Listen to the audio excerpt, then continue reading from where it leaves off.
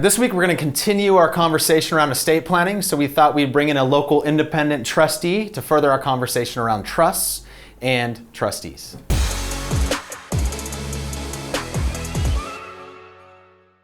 I'd like to introduce you to Greg Bowman, CEO of local Trustee Services, Northwest Trustee. Why don't you go ahead and introduce yourself and we can kind of get going with the conversation. Great, thank you. Yeah, Greg Bowman, CEO, Northwest Trustee and Management Services. We are a regional trust company founded in the 1980s and now operate around the country and world, serving people just in the one specific area of trust and estate management. So there's a lot of moving parts, investments and trusts and CPAs and attorneys. Our focus is exclusively on the trust side of things. Fantastic. And you know, one concept we've been going through a lot is helping clients unpack, especially this year as we've been a big push around estate planning, lunch and learns, conversations, meetings, is the concept of, you know, really what is a trust? And then what are the different aspects to a trust or the different makeups of a trust in of itself? Yeah, awesome. Yeah, in super simple terms, a trust is just a tool to transfer wealth to a next generation or to family, charity, things like that. Within that you ask, well, what is the makeup of that? Yep. Think of a trust just in real three basic terms. You have a trustor, who's a person who has resources that's transferring the funds into a trust. You have a trustee, and their job is to implement the wishes of the trustor, and that's our job. How are we serving and honoring the grantor and what they wanted to happen? Their wishes. Yeah. And thirdly is, well, for what? It's for a beneficiary or beneficiaries. So that is, everything in a trust is always exclusively for the benefit of a beneficiary or sometimes multiple beneficiaries. Fantastic. So you act as an independent, and that's very key, of an independent trustee.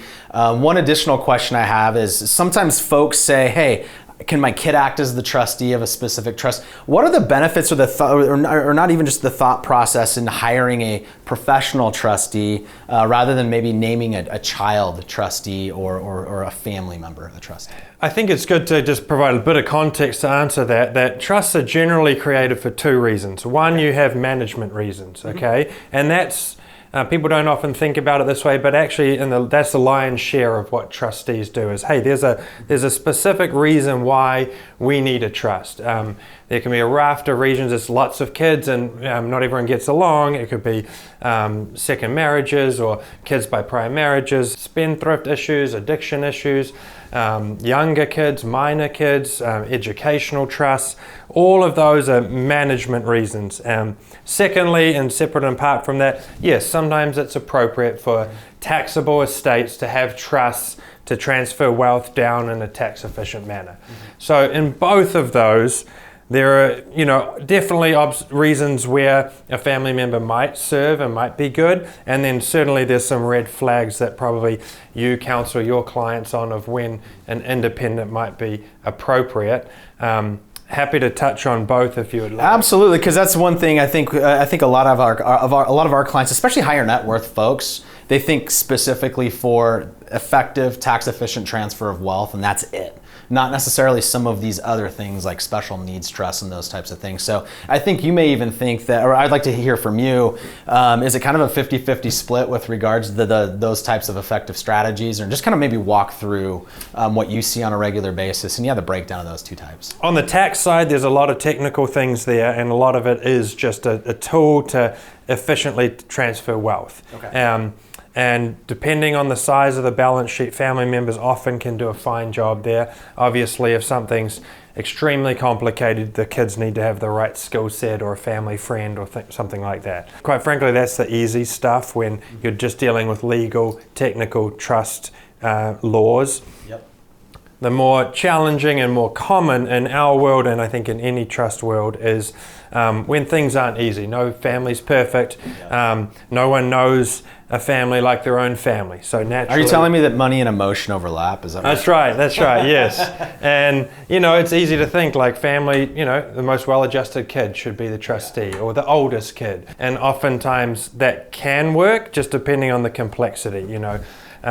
Our job is always just to help people in a time of need to enrich their lives, and sometimes that's just getting the family together for Thanksgiving. And, you know, I personally don't want to have to manage my sister. I have one sister, she's great, and I love her. But you want her to be sister. But I wanted to be a sister, and so that's where we come in, when there's, when the family acknowledges that there is some wealth and maybe there's some complexity. You mentioned special needs trusts. It could be aging clients with medical issues, a whole raft of issues where having an independent third party that can still act like a family. We always talk about two things as a trustee you need. One is compassion, and one is professionalism. You need to be able to sit in the shoes of a family to deal with some of the challenges that adult kids might be facing. And you need to be able to understand, what is a trust? What does the law say? What does it mean when it says you should provide for their support? Yep. How do you do that? Do you just give them money directly? Yep. Or do you pay only to vendors? Yep. And the answer is, it really depends. Yep. It depends on the actual beneficiary and their abilities, and also what the parents or the grantors wanted to set up for the trust. Absolutely. Okay, and that kind of leads into, I guess, another question of what can go into a trust. I mean, us in the wealth management industry obviously think, hey, we open trust accounts all the time, and there's marketable securities, especially from the different types of trusts that exist out there. Your scope of services, I assume, can oversee all sorts of different types of assets. Am I kind of on track there? Yeah, totally. Yeah. Through the whole life cycle of wealth transfer, you obviously have a triggering event. Normally that's a death event. And oftentimes people are saying, well, I've got to do all these things. I want to keep my real estate, but I know I can't. And actually that's more of a misconception. A good trustee, they're able to take all kinds of assets, and the same goes with keeping a trust long term. So what does that practically mean? Probably this month alone, our trust company, we've dealt with artwork, we've dealt with gold under a bed, we've dealt with bank account in Canada. We had to figure out countless pieces of real estate, investment property, bare land, developments, operating businesses. We just took on a operating business, private notes between family members. Really, a trust can hold anything. The harder part is understanding, okay, once it's there, what's prudent and what's the best for the adult child or the next generation. And that's a kind of an ongoing discussion we often will have with Interesting. Trusts are not some boilerplate, document that your attorney say you need and let's sign it. Anything can go into a trust, and anything can be written in a trust. So the most important thing is understanding, if you've got a trustor who then has a beneficiary, you're allowed to customize a plan in a document to talk about things like support payments. You can or you can't pay to vendors. I want you to help in this regard. I really want you to keep this house long term that they can live in. There's a lot of care management needs here, and there's a ton of flexibility that can be built into a trust. If you've got the right attorney and the right team in place, you've got the right people looking over it. Trusts are highly flexible for families. Our premise, and as an independent trustee, this is all we do, is, okay, how do we honor the legacies of a family to enrich people's lives? And oftentimes it's protecting people from themselves in the trust's context, and that's great. And how do we do that in a really compassionate, professional way? That's where the drafting really is important. Absolutely. So the last thing you want is a boilerplate trust document, and everyone knew that the parents wouldn't want something to happen, but we have to do it, or any trustee has to do it. So, absolutely. Communication. We do a lot of planning with our clients, lots of conversations around trust. From your unique perspective, what are the questions that they should be asking around just the trust conversation in general? The first thing obviously goes without saying, but is getting the right estate planning attorney on board that understands this. Assuming you have that, the real question is your legacy. How are you transferring your legacy? And I've heard it so many times, people say things like, well, I'm just going to give it to my kids, and if they screw it up, they screw it up. Well, that's probably because they don't understand the benefits of maybe having a structure. If they're saying that might be a red flag that something they know about is going on, So I really think a lot of it comes down to two things. Are there any challenges with the wealth transfer? And those are broad. And then secondly, okay, if there are some challenges, maybe I could craft this vehicle to help with that.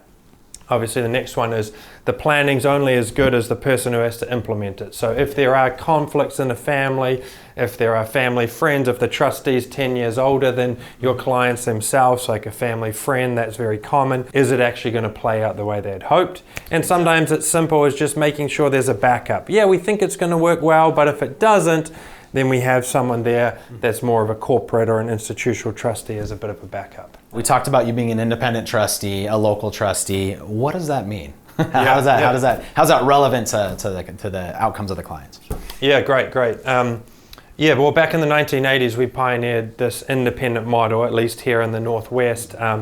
We are a regulated financial institution, but we only serve in this trustee estate capacity. What that means is there's no conflicts. Absolutely. So there's no banking, lending, investments, insurance. And our philosophy, I know like 10 Capitals, is that experts are better than generalists. So we're able to hold the other parties accountable, whether that's the investment advisor after the client's lifetime, maximizing the value of the investments, or whether that's lending and insurance and banking, and not having too many hands in the same pot. So as we know, many times clients are a little bit hesitant to name an unknown third party, if you will, a corporate trustee as trustee over the estate.